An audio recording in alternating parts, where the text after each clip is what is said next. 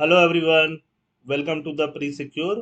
हमेशा की तरह आज हम लोग फिर 5 MCQ करेंगे जो कि बेस्ड होते हैं करंट अफेयर्स पे। 5 MCQ, ये पांचों MCQ करना। जैसे ही MCQ आपके स्क्रीन पे फ्लैश होगा, आप पॉज करो। पॉज करने के बाद अपना आंसर मार्क कर लो, फिर उसके बाद एक्सप्लेनेशन देख लो। ऐसे करके पांचों MCQ आप देखो और लास्ट में कमेंट सेक्शन में अपना स्कोर लिखो। Let's begin.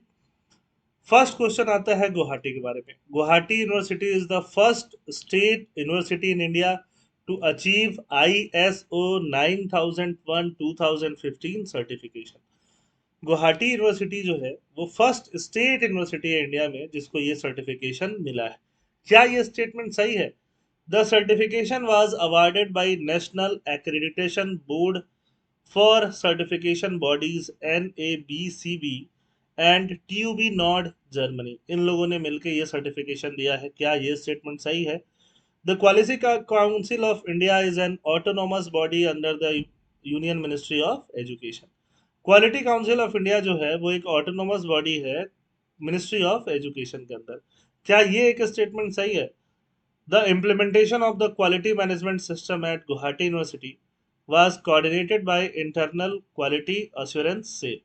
इम्प्लीमेंटेशन जो हो रहा है क्वालिटी मैनेजमेंट सिस्टम का गुवाहाटी यूनिवर्सिटी के अंदर, उसको किसने कोऑर्डिनेट किया? Internal quality assurance cell IQAC ने। अब देखो, ये ऐसा क्वेश्चन क्या होते हैं, फैक्चुअल टाइप के थोड़े होते हैं, बहुत ज्यादा कॉन्सेप्ट समझने का इनमें नहीं होता है। बट इसमें बताओ कि फिर क्या आंसर होगा। इसमें जो थर्ड स्टेटमेंट है, बस वो थर्ड स्टेटमेंट क्या है, गलत है। थर्ड स्टेटमेंट गलत क्यों है? क्योंकि क्वालिटी काउंसिल ऑफ इंडिया जो है वो मिनिस्ट्री ऑफ एजुकेशन के अंदर नहीं आती। तो ऐसा करने से आपके पास दो ऑप्शन बचेंगे। दो ऑप्शन बचेंगे, 1 2 एंड 1 2 4। इसमें जो है फोर्थ स्टेटमेंट भी सही है। तो जो गलत स्टेटमेंट है वो मैं बता दूं। क्वालिटी काउंसिल ऑफ इंडिया किसके अंदर आता है? वो मिनिस्ट्री ऑफ कॉमर्स के अंदर आता है, जो कि मिनिस्ट्री ऑफ कॉमर्स के अंदर एक बॉडी है जिसको बोलते हैं DPIIT। DPIIT मतलब डिपार्टमेंट है जो प्रमोट करता है इंडस्ट्री को और इंटरनल ट्रेड को। तो ये बात ध्यान रखना। और ये करंट अफेयर्स था तो इसको आप याद रखना, नोट्स बना लेना। ये आपके प्रीलिम्स में डायरेक्टली, APSC प्रीलिम्स में, UPSC प्रीलिम्स में, दोनों में यूजफुल है। आगे आते हैं second question. FEMA.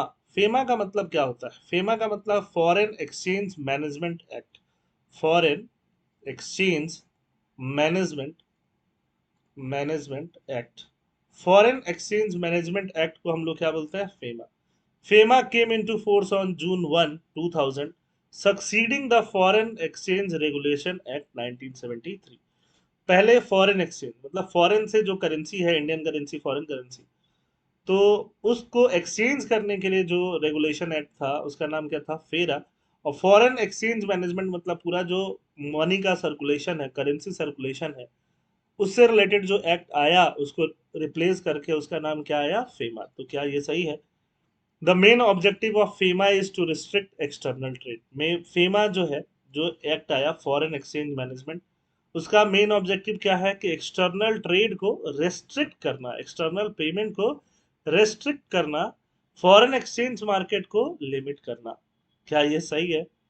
FEMA regulate various aspects of foreign exchange transaction including acquisition, holding, payment and settlement। और ED जो है, ED हेड ऑफिस है किसका? FEMA का।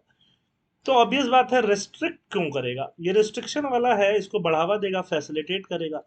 आज जो स्टेटमेंट 2 है वो डाउटफुल है, सस्पिशियस है, गलत है।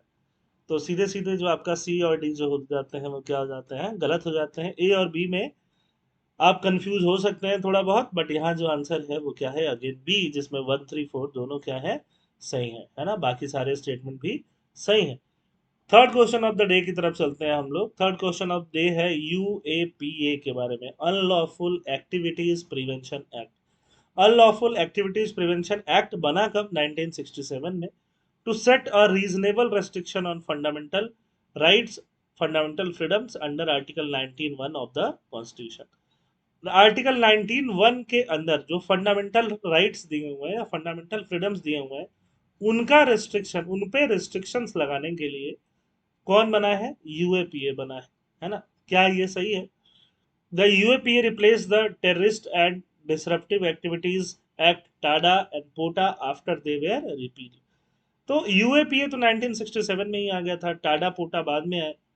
ठीक है, तो टाडा पोटा बाद में आए तो ऑब्वियस बात है सेकंड वाला स्टेटमेंट जो है वो डाउटफुल है, गलत है। थर्ड वाला का फर्स्ट स्टेटमेंट जो है वो सही है ना। बट यहाँ पे क्वेश्चंस जो पूछा है वो किस में पूछा है, नॉट करेक्ट में पूछा है। नॉट करेक्ट, नॉट करेक्ट पूछा है तो नॉट करेक्ट में आंसर जो है वो क्या होगा, बी हो जाएगा, है ना। तो हमारा आंसर जो है वो क्या हो जाएगा, नॉट करेक्ट का बी। वन वाला करेक्ट है। नॉट करेक्ट क्यों है, while the UAPA became the primary anti-terror legislation after Tada and Paonta were repealed, it did not directly replace them। मतलब टाडा और पोटा को उसने डायरेक्टली रिप्लेस नहीं किया, भले ही यूएपीए ही मेन एंटी टेरर लेजिस्लेशन बन गया। Fourth question of the day, climate finance refers to local, national or translational financing drawn from public, private or alternative sources to support actions addressing climate change। Climate finance जो है वो refer करता है local, national, transnational financing को, जो कि draw किए जाते हैं public, private and alternative sources से, है ना। ये क्लाइमेट फाइनेंस की बात हो गई। दूसरा जो है UNFC, triple C, Kyoto and Paris agreement mandate financial assistance from developed country to developing country. देखो, क्लाइमेट चेंज इतना हो रहा है, क्लाइमेट चेंज को कम करने के लिए क्या चाहिए, टेक्नोलॉजी चाहिए, एफर्ट्स चाहिए, उसके लिए पैसा चाहिए, उसको लिए जो पैसा चाहिए वो क्या है, वही क्लाइमेट फाइनेंसिंग है। तो पहला वाला स्टेटमेंट तो बिल्कुल सही है, पैसा जहां से भी आ जाए आ जाना चाहिए। और इसके लिए कौन कौन सा, यूएनएफ ट्रिपल सी बॉडी, उसका क्योटो प्रोटोकॉल, पेरिस एग्रीमेंट, सब लोग इसी की बात करते हैं, है ना। क्लाइमेट फाइनेंस और डेवलप्ड कंट्रीज से डेवलपिंग कंट्रीज की तरफ फाइनेंस जाएगा। ऑब्वियस बात है, डेवलप्ड कंट्री के पास पैसा ज़्यादा भी होगा और उन्होंने इंडस्ट्रियल रेवोल्यूशन में बहुत ज़्यादा बेनिफिट भी लिया है। क्लाइमेट फाइनेंस का प्रिंसिपल क्या है, common but differentiated responsibility and respective capabilities. Common but differentiated responsibility, responsibility सबका सेम है कि क्लाइमेट चेंज से डील करना है, तो वो कॉमन रेस्पॉन्सिबिलिटी है सबका, कॉमन कॉमन है बट डिफरेंशिएटेड है। डिफरेंशिएटेड मतलब जो डेवलप्ड कंट्रीज है उनका ज़्यादा होगा, जो डेवलपिंग कंट्रीज है उनका कम होगा, जो लीस्ट डेवलप्ड कंट्री है उनका और भी नहीं होगा, है ना। तो कैपेबिलिटीज वहाँ पे कॉमन रेस्पॉन्सिबिलिटीज है, बट कॉमन होने के साथ साथ किसी के ऊपर ज़्यादा बर्डन है और किसी के ऊपर कम बर्डन। तो ये आर्टिकल जो ये स्टेटमेंट 3 है वो भी सही है। Climate finance exclusively involve government funding from developed country to developing country. तो ये सेकंड पार्ट सही है, एक्सक्लूसिव वर्ड गलत है। गवर्नमेंट फंडिंग क्यों, प्राइवेट फंडिंग भी हो सकता है, एनजीओ भी हो सकते हैं, कुछ भी हो सकता है, जहां से पैसा आ रहा है सब बढ़िया है। तो आंसर फोर्थ स्टेटमेंट छोड़ दो तो 1 2 3 मतलब सी हो जाना है ना। Last statement again directly factual question है, ये भी आपको आज के न्यूज़पेपर से ही उठाया गया है, फर्स्ट वाला और लास्ट वाला। The Kavli prize is awarded in 3 field. Kavli prize किसमें मिलता है, एस्ट्रोफिजिक्स। कवली प्राइज किसमें मिलता है, न्यूरो साइंस। और कवली प्राइज कहाँ आता है, नैनो साइंस। कवली प्राइज देने के लिए कवली फाउंडेशन एस्टैब्लिश हुआ है 2000 में। Supports research institute specialising in astrophysics, neuro science, nano science and theoretical physics. इनमें रिसर्च को बढ़ावा देने के लिए कबली फाउंडेशन स्टैब्लिश हुआ था। Kavli prize was first awarded in 2000। Kavli prize first कब दिया गया, 2000 में। कौन सा स्टेटमेंट गलत है, ये फैक्चुअल है, बहुत ज्यादा दिमाग नहीं लगा पाओगे। दिमाग लगाओगे तो पहला वाला आपको सही लगेगा कि लॉजिकल लग रहा है। स्टैब्लिश इन 2000 ये फैक्चुअल है, बाद वाला तो सही लग रहा है। स्टैब्लिश इन 2000 पता है तो पता है, नहीं पता है तो नहीं पता है। तो यहाँ भी 2000, यहाँ भी 2000, दोनों सही लग रहा है। बट जब आप एक्चुअली पता करोगे तो कबली प्राइज जो है, जिस साल इंस्टीट्यूशन बनता है रिसर्च के लिए उसी साल से प्राइज देने लगे जरूरी नहीं है ना। तो थर्ड वाला स्टेटमेंट जो है गलत है। ए और बी 1 और 2 जो है वो सही है, तो आंसर क्या हो जाएगा इसका, ए हो जाएगा। तो ऐसे ही आप डेली प्री सिक्योर करा कीजिए और करने के बाद कमेंट सेक्शन में अपना स्कोर लिखिए। ये वाला पीडीएफ आपको कहाँ मिलेगा, ये पीडीएफ आपको मिलेगा हमारे टेलीग्राम ग्रुप में मिलेगा, और उस टेलीग्राम ग्रुप का लिंक कहाँ मिलेगा, डिस्क्रिप्शन बॉक्स में मिलेगा। थैंक यू, जय हिंद।